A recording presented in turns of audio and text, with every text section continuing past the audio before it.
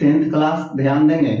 यदि बोर्ड के एग्जाम में यह प्रश्न आता है कि पाचन तंत्र का सचित्र वर्णन करें या पाचन तंत्र का स्वच्छ नामांकित चित्र बनाएं, तो यह आपके लिए बहुत ही आसान हो गया है। इसके लिए सिर्फ आपको चित्र बनाने आना चाहिए। यदि आप चित्र बनाना सीख गए तो लिखना बहुत ही आसान है। और आज हम सबसे पहले चित्र बनाना सीखेंगे डाइजेस्टिव सिस्टम का। देखिए, इसके लिए करना क्या है, सबसे पहले 1 लिखना है, उसके नीचे सटा हुआ 2 लिखना है और उसके नीचे उल्टा 3 लिखना है। इसके बाद उल्टा 3 के नीचे बड़ा 2 लिखना है। अब सबको थोड़ा थोड़ा जोड़ देना है, ऐड करना है, इस तरह से जैसे हम कर रहे हैं। ऐसे जोड़ने के बाद पूरा राउंड करके फेस का स्ट्रक्चर बना लेना है। चेहरा बन गया। इसको 3 को ऐसे बना दीजिए, ओठ बन जाएगा। 2 को ऐसे मिलाइए, थोड़ा सा नाक बन जाएगा। इस तरह से चेहरा बन गया। अब आपको शरीर बनाने के लिए 12 छोटे छोटे पॉइंट्स लेने हैं, जैसा मैं ले रहा हूं। 1 2 3 4 5 6 7 8 9 10 11 12। इस तरह से 12 पॉइंट लेने हैं। अब इन पॉइंट को मिलाइए, जैसा हम मिला रहे हैं इस तरीके से, ऐसे करना है। ठीक है, एकदम आसान सा ऐसे। अब इस पॉइंट के पास से उल्टा भी लिखिए, ऐसे लिखने के बाद यहां से चेस्ट बनाइए। देखिए, इस तरह से बहुत ही साधारण तरीके से आराम आराम से ऐसे कर लेना है। ठीक है, ये बनने के बाद स्ट्रक्चर तैयार है। अब क्या करना है, पाचन तंत्र बनाना है। पाचन तंत्र बनाने के लिए ये जो पॉइंट्स है, इसके सामने एक लंबी नली खींचना है। सेकंड पॉइंट के पास आकर रुक जाना है। इसको फिर से दोहरा कर दीजिए। एक नली तैयार हो गया। अब यहां पर जे लिखना है, आपको बड़ा सा जे लिखना है। देखिए, और उसके नीचे सी लिखना है। जे के नीचे जे को झोला जैसा संरचना में बदलिए। बदल गया। अब सी को दोहराइए, जो भी स्थान छूटा हुआ उसे मिला दीजिए। देखिए, इस तरीके से ये हो गया। अब इसके बाद आपको एक अजगर सांप बनाना है। अजगर सांप का समझना, देखिए कैसे बनाएंगे। यह ऐसे दाएं तरफ उसका पूंछ बनाना है और बाएं तरफ में उसका सिर। देखिए,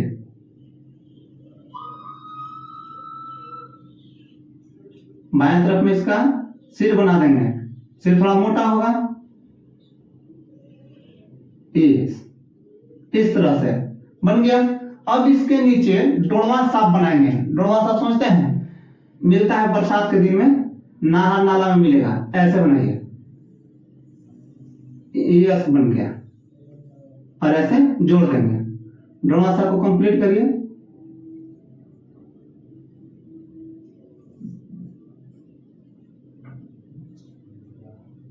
और ऐसे लाके यहां जोड़ दीजिए। इस प्रकार छोटी आंख बन गई। अब आपको यहां पर टोपी पहनाना है। ऐसे टोपी पहनाइए। ये टोपी यकृत बन जाएगा।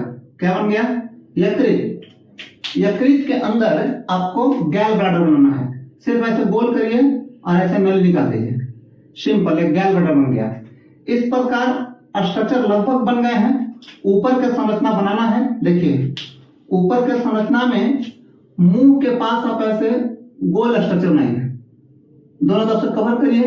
फिर इस वाले भाग को यहां से मिला दीजिए गर्दन पे। इस वाले भाग को पहले नाक में ले जाइए। नाक की नली से दोहरा बनाते हुए लाइए और सीधा ला करके ऐसे गला में मिला दीजिए। इस प्रकार से स्ट्रक्चर बनके तैयार हो गया है। लेकिन अभी यहां पर पैरोटिड ग्लैंड बनाइए, लार की ग्रंथि। ये देखिए, लार की ग्रंथि बन गया। 2 लार की ग्रंथि मैंडिबुलर में होता है, इसको भी बनाइए। और नहीं तो आप छोड़ भी सकते हैं। हाँ, एक और संरचना है पेंक्रियाज। यहां पर पत्ती जैसा संरचना बनाइए पेट के नीचे। पेट के नीचे जो भी जगह बच रहा है उसमें पत्ती जैसा संरचना बनाइए। यह पेंक्रियाज कहलाएगा।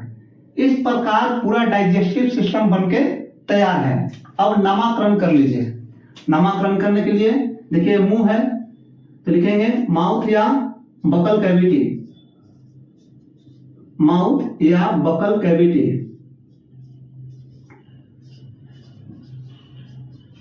बकल कैविटी, इसको पैरोटिड ग्लैंड, लार की ग्रंथि, पैरोटिड्स ग्लैंड, लार की ग्रंथि, लार की ग्रंथि। यहां देखिए ये है ओसोफैगस, ओसोफैगस, इसको बोलते हैं ग्रसनी या ग्रास नलिका।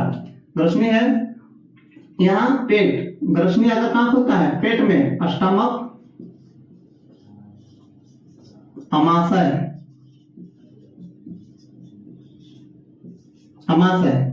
अब ये बड़ी आंत, ये समझना है लार्ज इंटेस्टाइन,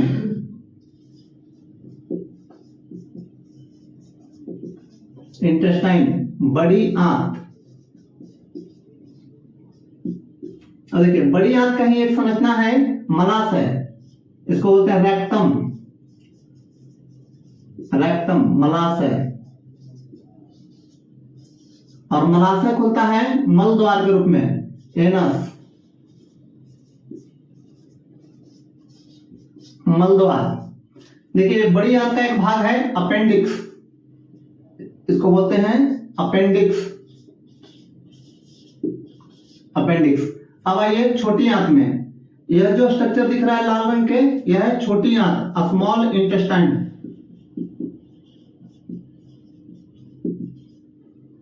स्मॉल इंटेस्टाइन यानी कि छोटी आंत,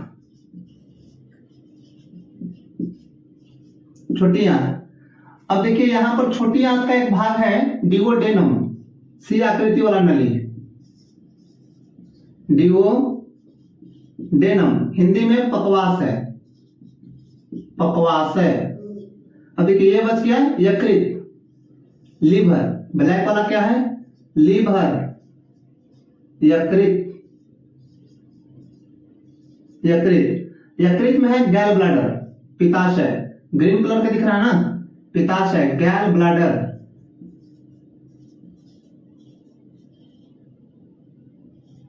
गैल ब्लैडर,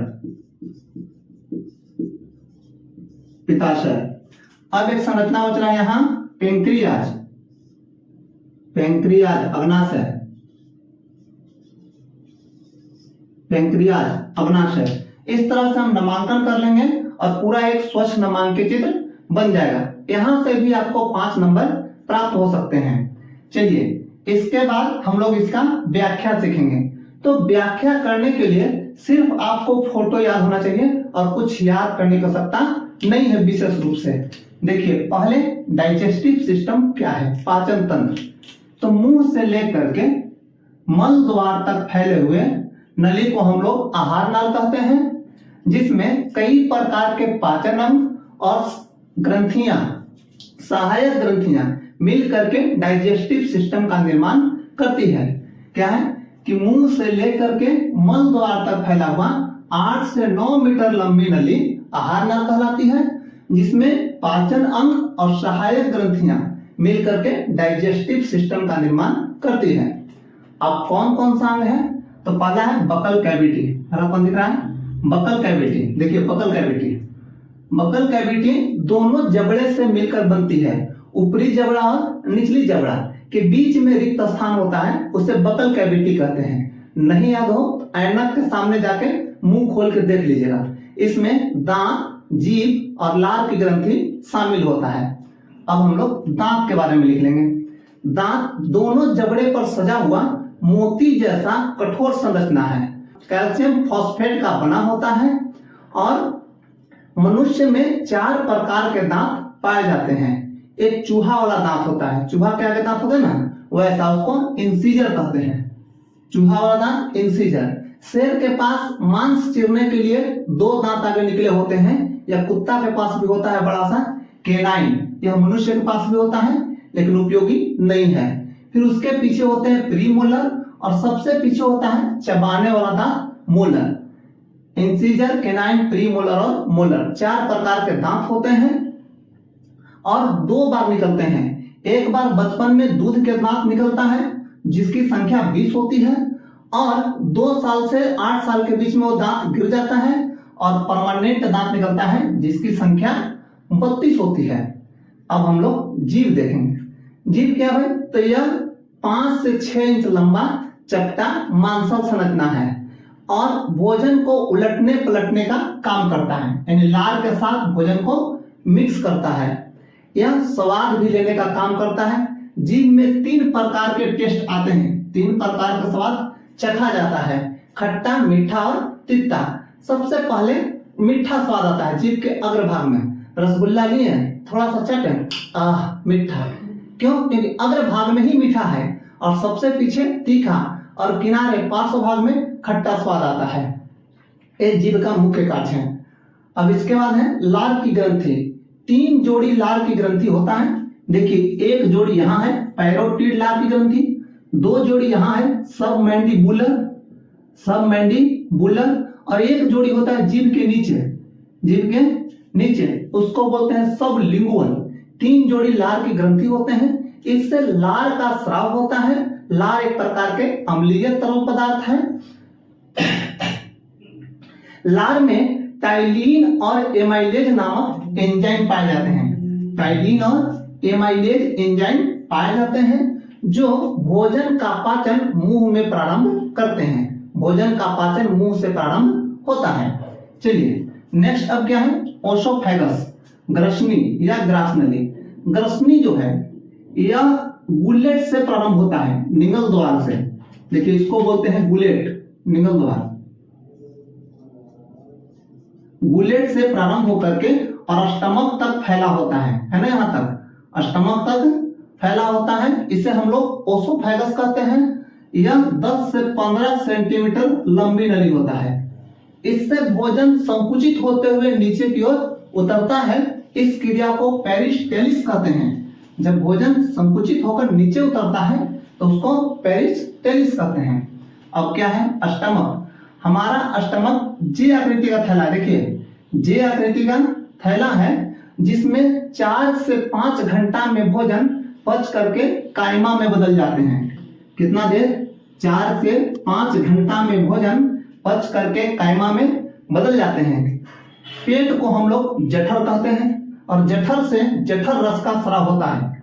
जठर रस में HCl, पेप्सिन और म्यूकस होते हैं। HCl, पेप्सिन और म्यूकस होते हैं। कहा जाता है कि HCl मांस पचाने में सहायक है लेकिन स्टमक को नहीं पचा पाता है। क्यों? क्योंकि HCl को म्यूकस स्टमक के दीवार पर चिपकने नहीं देता है। अब देखिए, पेट के बाद है छोटी आंत। ऐसे खुल रहा है ना नली। छोटी आंत 6 से 7 मीटर लंबी नली होता है और यह 3 भागों में बटा होता है। इसके ऊपरी भाग को डिवोडेनम पक्वाशय, मध्य भाग को जेजुनम और नीचे वाले सबसे लंबी भाग को इलियम कहते हैं। इलियम में भोजन का पूर्ण पाचन होता है और माइक्रोविलाई के द्वारा उनका अवशोषण भी होता है। देखिए, इसमें माइक्रोविलाई होते हैं छोटे छोटे। इस माइक्रोविलाई के द्वारा पचे हुए भोजन का अवशोषण हो जाता है। माइक्रोविलाई पचे हुए भोजन का अवशोषण करते हैं। अब है बड़ी आंत।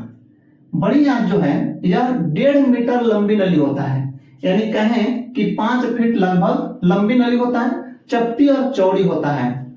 इसके 3 भाग होते हैं। एक होता है सिक्कम, यहाँ पे 3 भाग में क्लोन होते हैं। सिक्कम, क्लोन और रेक्टम, 3 भाग मुख्यतः। सिक्कम, क्लोन और रेक्टम मुख्यतः 3 भाग होते हैं। इसमें मुख्यतः पचे हुए भोजन से जल का अवशोषण होता है। बड़ी आंत का क्या काम है? तो जल का अवशोषण करना है। तो जल का अवशोषण करते हैं। आप देखे होंगे बच्चे जो है ना वह कूक कूक के लैट्रिन करते हैं। क्यों?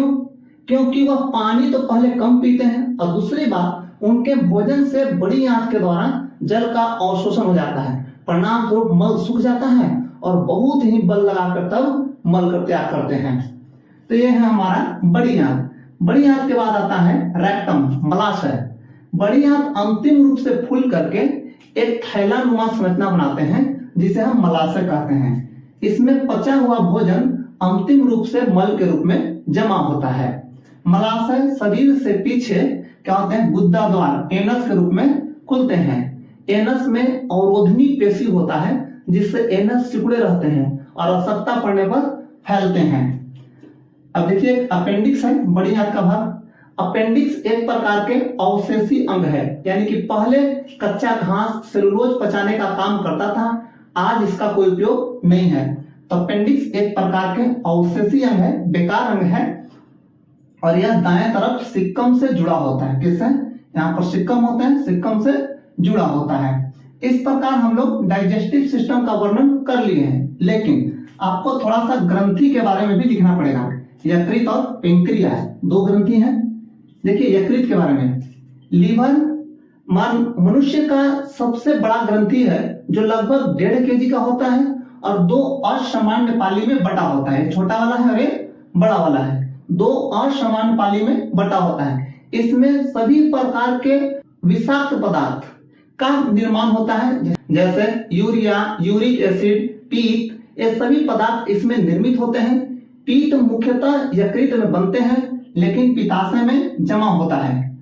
पित्ताशय हरा रंग के थैली होते हैं और पीत हल्का हरा रंग के क्षारीय पदार्थ है जिसका पीएच मान 8.4 होता है। यह भोजन के इमल्सन में सहायक है। किसमें? इमल्सन यानी पायशीकरण में सहायक होता है। अब है पेंक्रियाज। पेंक्रियाज स्टमक के नीचे, देखिए स्टमक के नीचे पतला चपटा संरचना होता है जो मुख्यतः एंजाइम और हार्मोन दोनों के स्राव करते हैं। इससे इंसुलिन हार्मोन के स्राव होते हैं जो ग्लूकोज के पाचन में सहायक है। इसके खराब हो जाने से व्यक्ति को डायबिटीज हो जाता है, शुगर रोग हो जाते हैं। यदि आप इतना लिख देते हैं तो आपको समझिए कि एग्जाम में फुल मार्क्स मिल जाएंगे, और यह बहुत ही आसान है। आप 1 से 2 बार देख करके पूरा याद कर सकते हैं।